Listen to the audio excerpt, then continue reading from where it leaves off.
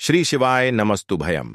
हर हर महादेव। दोस्तों, आप सभी लोग जानते हैं कि 3 मार्च 2025 को पड़ रही है सोमवार गणेश चतुर्थी व्रत। दोस्तों, यह जो सोमवार है फाल्गुन महीने में पड़ने वाला सबसे बड़ा सोमवार है, क्योंकि फाल्गुन महीने के बाद फाल्गुन का पहला सोमवार पड़ रहा है, जिसका बहुत ही बड़ा और विशेष महत्व होता है।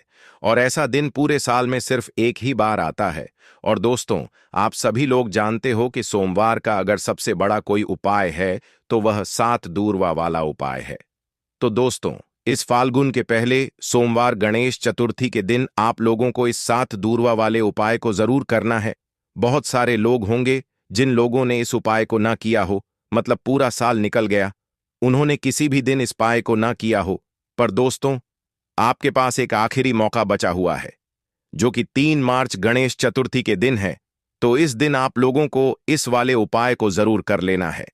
भले ही आपने पूरे साल भर इस उपाय को ना किया हो, पर अगर आपने इस फाल्गुन महीने के सोमवार गणेश चतुर्थी के दिन अगर इस वाले उपाय को कर लिया, तो आपको इस उपाय को करने का वह फल मिलेगा जिसकी आपने कभी कल्पना भी नहीं करी होगी।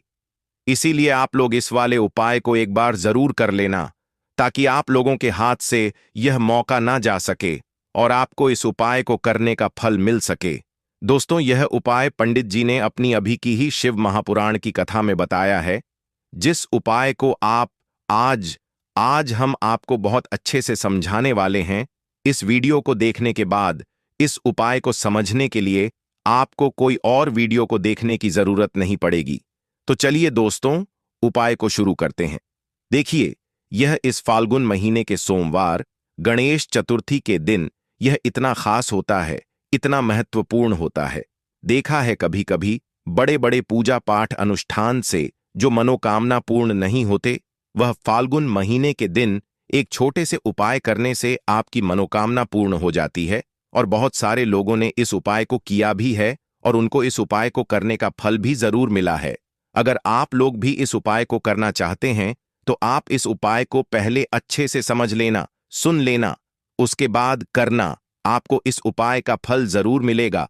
और इस उपाय को कर लेने से आपके घर में चाहे किसी भी प्रकार की दुख और समस्या क्यों ना चल रही हो, आपको उसका कारण भी नहीं पता है कि भाई यह समस्या किस कारण से चल रही है। उसका कुछ भी कारण हो सकता है, जैसे पितृदोष हो सकता है या किसी भी तरह का मंगल दोष भी हो सकता है। तो इस दिन आप लोगों को यह वाला उपाय कर लेना है। यह एक ऐसा उपाय है जिस उपाय को अगर किसी विशेष दिन पर किया जाए तो भाई उस विशेष दिन का जो है वह तो हमें मिलता ही मिलता है। पर हमने उस दिन पर इस उपाय को किया है तो हमें उससे भी बड़ा फल मिलता है, और फल बहुत जल्दी मिलता है, क्योंकि कि आप इस उपाय को बहुत ही बड़े और विशेष दिन पर कर रहे हो। तो चलिए अब उपाय के बारे में बात करते हैं, लेकिन उससे पहले आप लोगों को यह जानना आवश्यक करना है। तो चलिए हम आगे आपको वीडियो में एक एक करके बता देते हैं। तो दोस्तों, इस 7 दूर्वा वाले उपाय को हमें इस सोमवार गणेश चतुर्थी के दिन कैसे करना है, किसको करना है, किस समय करना है और कहां पर करना है, ये सारे सवालों के जवाब आपको इस वीडियो में मिल जाएंगे। और जो यह वीडियो देखेगा वाले उपाय को उपाय जरूर करना चाहिए, क्योंकि इस दिन दूर्वा वाले उपाय को ही बड़ा और विशेष महत्व होता है। और जब बात आ जाए 7 दूर्वा की, तो यह सोने पर सुहागा वाली बात हो जाती है, और यह एक बहुत ही बड़ा उपाय हो जाता है इस सोमवार का। तो अब दोस्तों, इस 7 दूर्वा वाले उपाय को आखिर करना किसको है, सबसे पहले हम लोग वह बात जान लेते हैं। तो देखो, घर की जो बड़ी माताएं बहनें होती हैं, उन माताओं बहनों में से कोई भी एक बड़ी माता बहन इस वाले उपाय को कर सकती है। और दोस्तों, अगर आप चाहे तो अपने घर में से सभी सदस्यों को भी इस उपाय को करवा सकते हैं। अगर किसी व्यक्ति की खुद की कोई मनोकामना है, खुद की कोई दुख और परेशानी है जो कि वह अपने लिए ही करना चाहता है, इस वाले उपाय को तो वह खुद अपने लिए भी कर सकता है। बाकी अगर कोई घर में से ऐसा है जो कि अपने ने पूरे घर परिवार की सुख और शांति के लिए यह वाला उपाय करना चाहता है, तो भाई वह भी कर सकता है। उसमें भी कोई दिक्कत वाली बात नहीं है। कहने का मतलब यह है कि इस उपाय को हर एक सदस्य भी कर सकता है, और पूरे घर परिवार के सदस्य के लिए घर की बड़ी माताओं बहनों में से कोई एक माता बहन भी कर सकती है।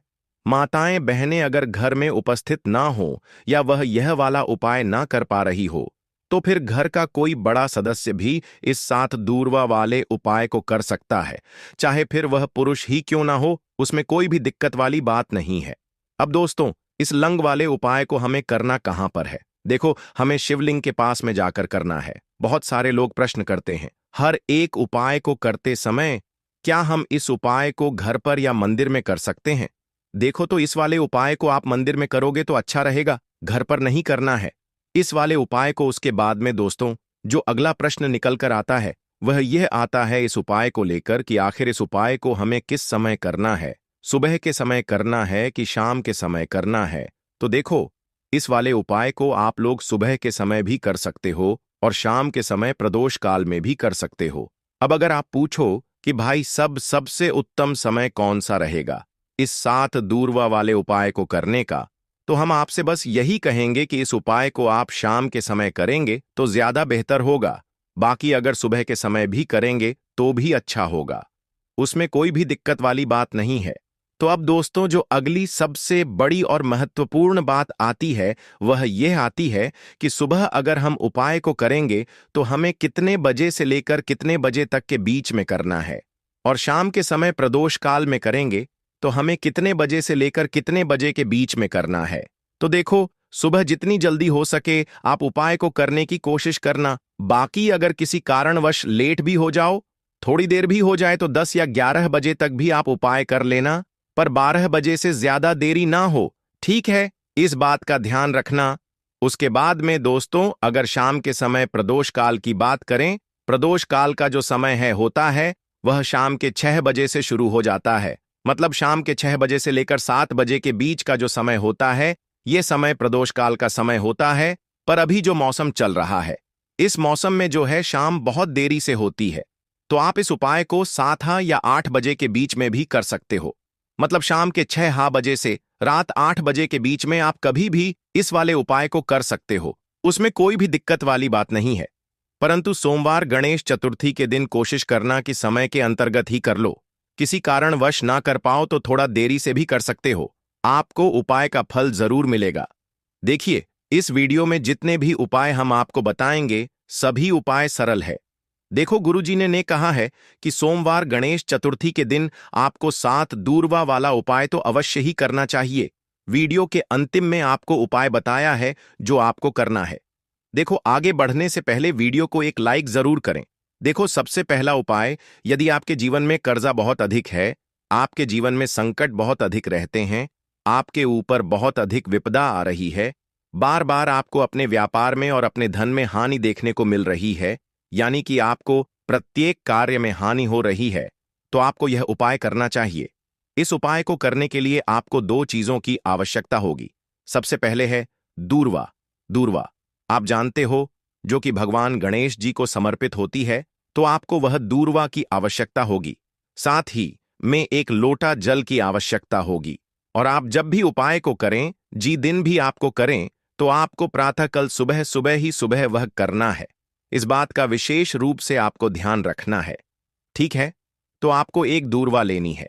अगर आधा दूर्वा भी मिल जाती है तो भी कोई दिक्कत नहीं है, बस आपको दूर्वा लेनी है। अगर ज्यादा ना मिले तो उस स्थान पर एक दूर्वा भी ले सकते हैं। दूर्वा आपको आसानी से कहानी पर भी मिल जाएगी। बस याद रखिएगा, शुद्ध दूर्भाइये, और मतलब उसे शुद्ध करके ही उपयोग में लीजिएगा, है ना? तो आपको करना क्या है, एक दूरवा या एक से ज्यादा भी दूर हुआ आप लोग ले सकते हैं, तो एक दूरवा अपनी ले लीजिए। एक दूरवा के साथ में आप एक लोटा जल ले लीजिए और इन दोनों ही चीजों को लेकर शिवाजी के मंदिर पहुंच जाइए। शिवाजी के मंदिर पहुंचकर सबसे पहले आप शिवाजी के पास में बैठ जाइए। शिवाजी के पास में बैठने के बाद जो शिवाजी की शिवलिंग होगी, शिवलिंग की ऊपर सबसे पहले आपको यह दुर्भाग्य को समर्पित करना है। दूरभाग को कुछ इस प्रकार से समर्पित करना है कि जो दूरवा की दांडी का मुख होगा वह जलधारी की तरफ हो, जहां से जल नीचे करता है ना? और जो दूरवा का मिला हुआ भाग होगा वह अपने आप शिवाजी के पीछे की तरफ हो जाएगा, ठीक है? तो इस प्रकार से यह दुर्भा का यह दूरवा आपको भगवान शिवाजी की शिवलिंग के ऊपर समर्पित करनी है।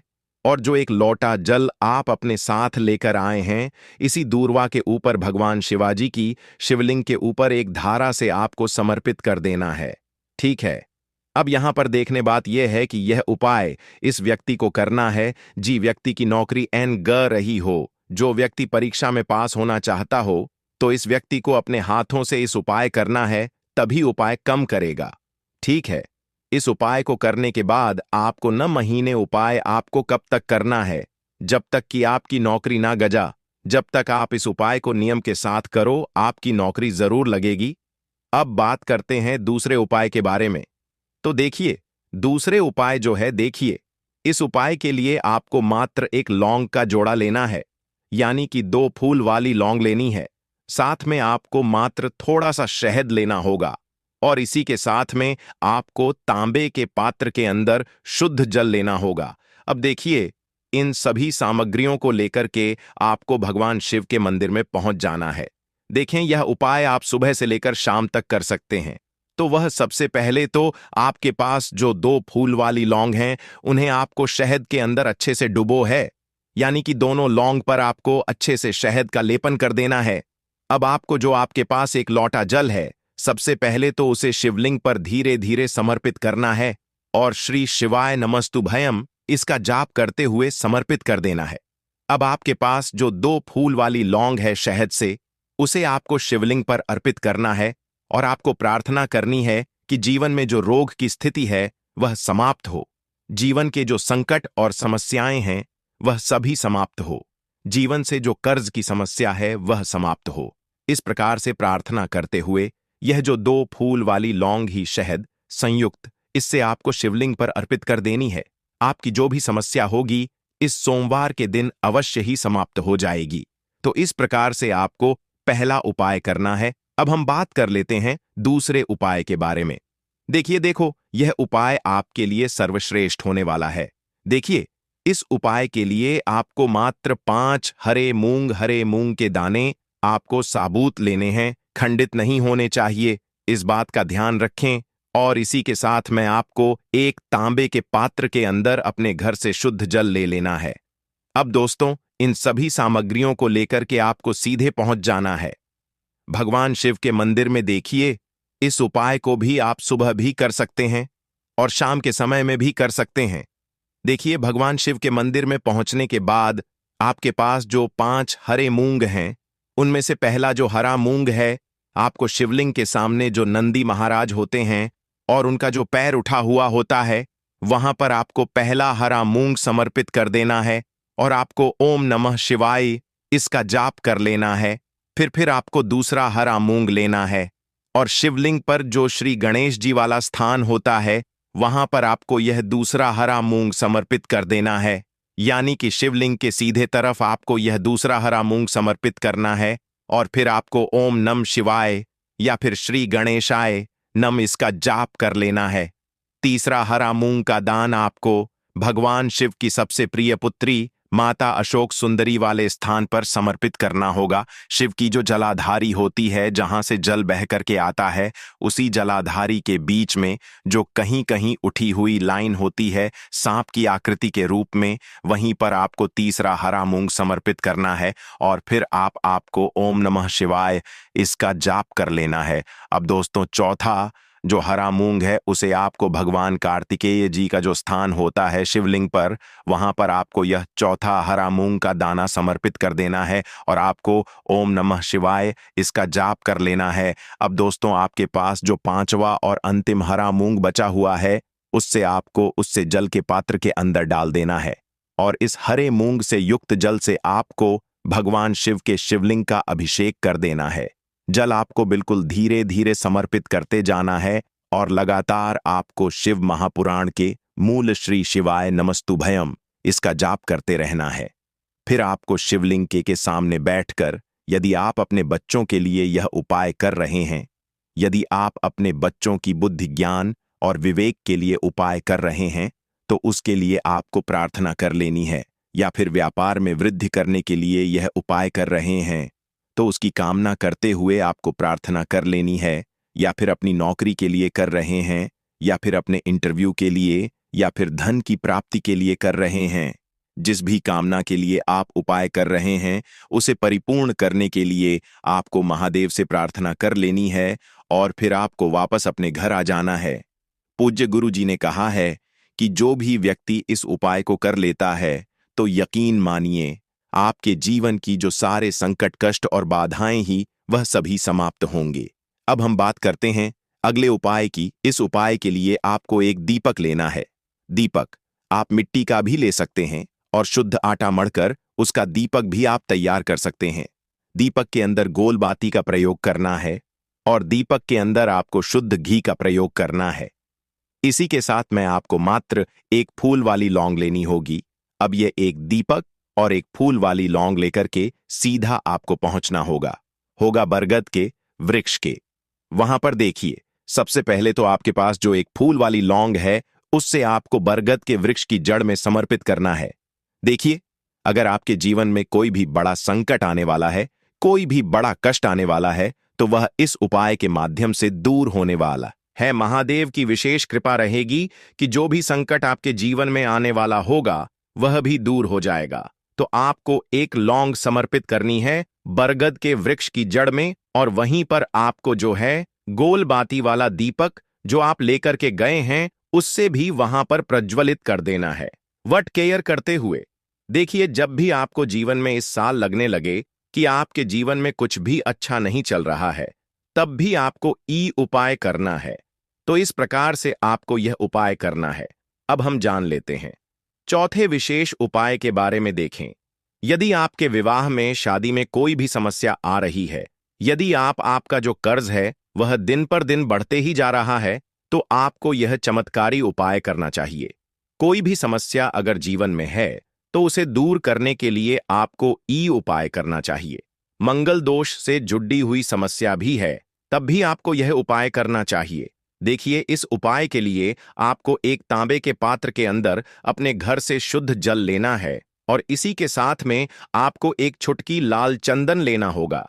अब आपको क्या करना है कि जो लाल चंदन आपने लिया है उसे आपको उससे जल के पात्र के अंदर डाल देना है और यह जल्द जो है आपको लाल चंदन से युक्त तैयार कर लेना है और यह लाल चंदन से युक्त जल आपको भगवान शिव के मंदिर में लेकर के पहुंचना है। लेकिन यह उपाय भी आप सुबह से लेकर के शाम तक कर सकते हैं। अब दोस्तों, यह जो लाल चंदन से युक्त जल है इससे आपको भगवान शिव के शिवलिंग पर धीरे धीरे अर्पित कर देना है और आपको लगातार श्री शिवाय नमस्तुभयम इसका जाप कर रहना है। देखिए, यदि आपके जीवन में विवाह से जुद्ध समस्या चल रही है तो आपको मंगलेश्वर महादेव का स्मरण करना है और जीवन में अधिक कर्ज की समस्या है तो आपको आरण मुक्तेश्वर महादेव का स्मरण करना है। देखना, एक दिन आपकी सब तरह की समस्या जल्दी ही समाप्त हो जाएगी। तो इस प्रकार से आपको यह चौथा उपाय करना है। अब हम जान लेते हैं अंतिम और पांचवें उपाय के बारे में। देखिए, सोमवार का दिन है और हनुमान मान जी भगवान शिव के रुद्र अवतार हैं, तो यह उपाय और भी खास हो जाता है। तो ये जो उपाय है विशेषकर आपको हनुमान जी के वहां पर ही करना होगा।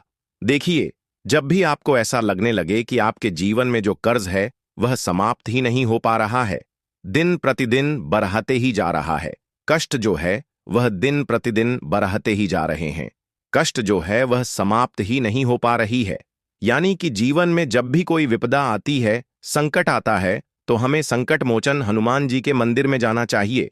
लेकिन यह उपाय बहुत ही खास है। इस उपाय के लिए आपको एक चौमुख दीपक तैयार करना होगा। आपको एक दीपक लेना है। दीपक के अंदर 4 बाती आई। बाती के लिए आपको मोली वाला धागा आता है, कलावा का उसकी भी बना सकते हैं, या फिर आप सफेद रुई की जो बत्तियां हैं उन्हें भी बना सकते हैं। अब आपको लेना है एक कटोरी सरसों का तेल और अब इस दीपक के अंदर या तो आपको चमेली का तेल डालना है या फिर जो आपने एक कटोरी सरसों का तेल लिया है उसमें आपको सरसों का तेल डालना है और इसी के साथ में आपको मात्र एक फूल वाली लौंग भी लेनी है। देखिए, अब जो यह दीपक है और लौंग है, इन दोनों का आपको हनुमान जी के मंदिर में लेकर के पहुंचना है। अब सबसे पहले तो यह जो चौमुखी दीपक है इसे आपको हनुमान जी के सामने प्रज्वलित करना है। दीपक को प्रज्वलित करने के बाद आपको वहीं पर एक बार हनुमान चालीसा का पाठ करना है या फिर आप आरणमोचक मंगल स्तोत्र का पाठ भी कर ऐसा सकते हैं।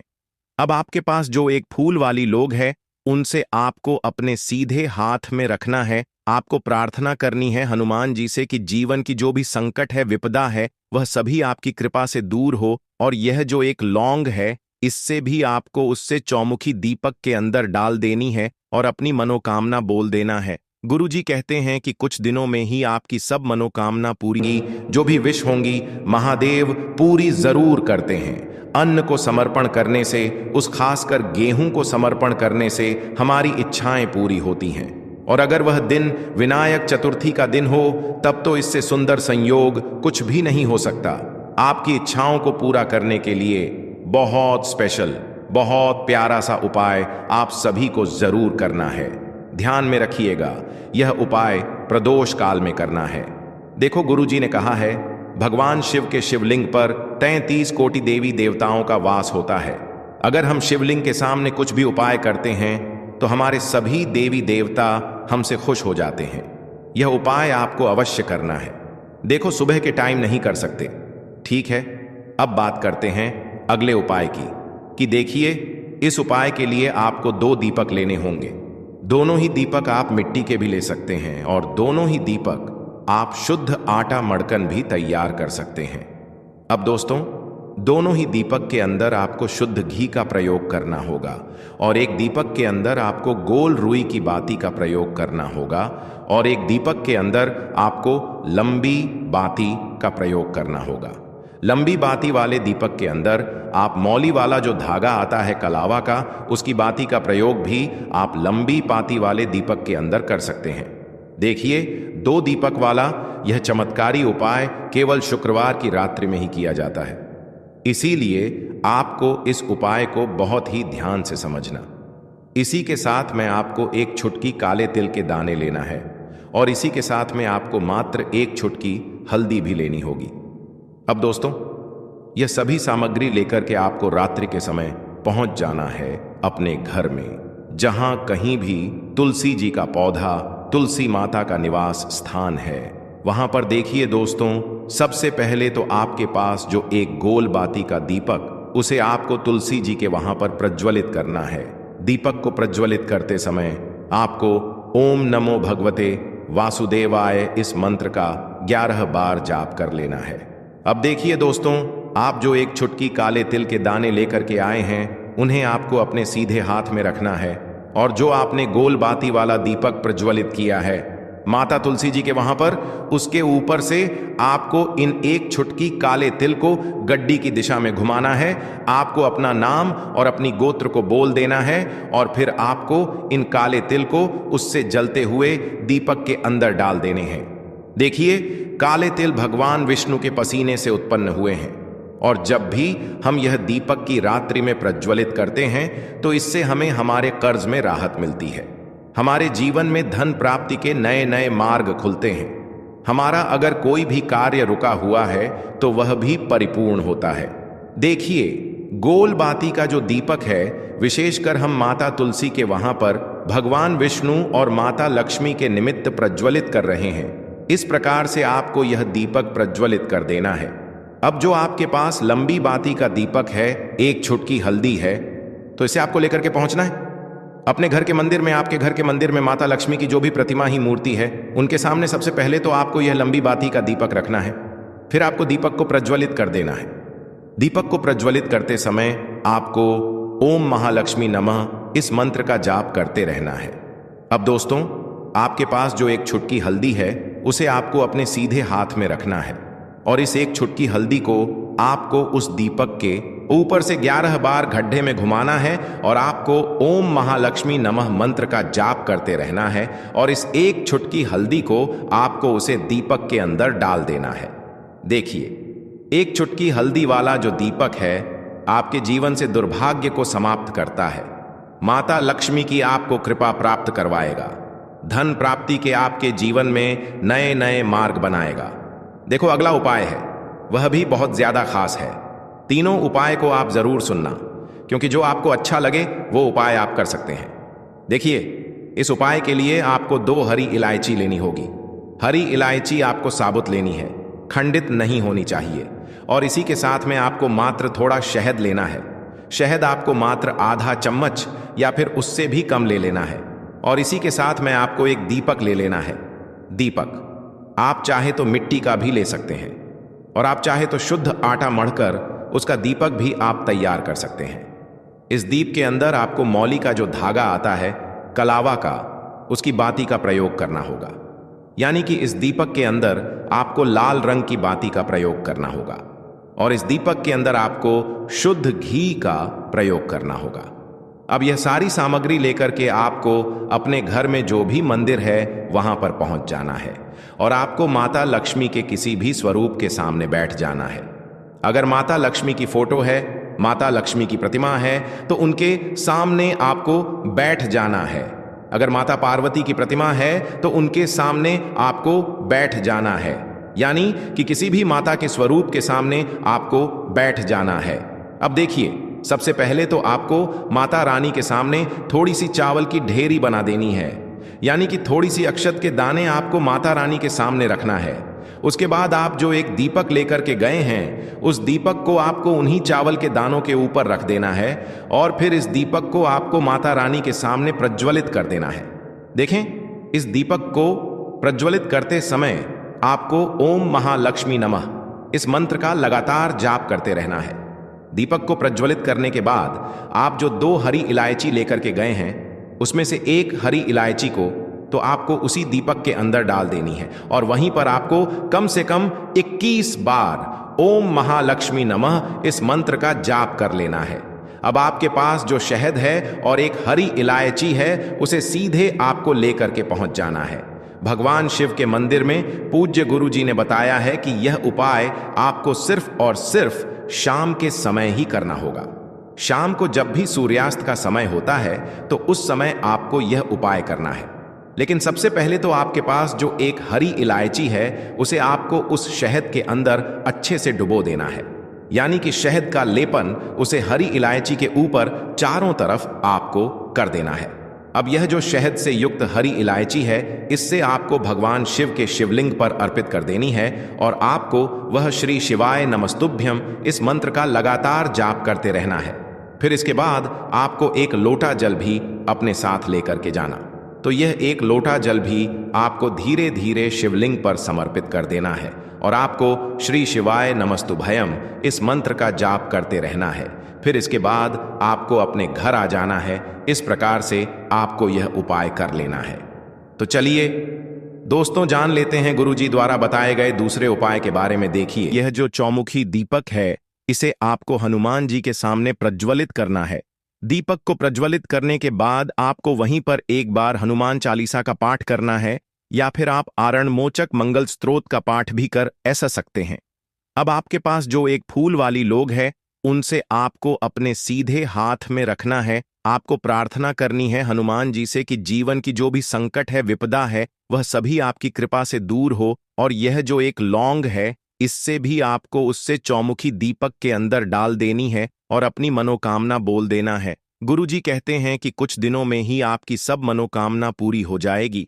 तो इस प्रकार से यह सुंदर सा और सरल सा उपाय करना है।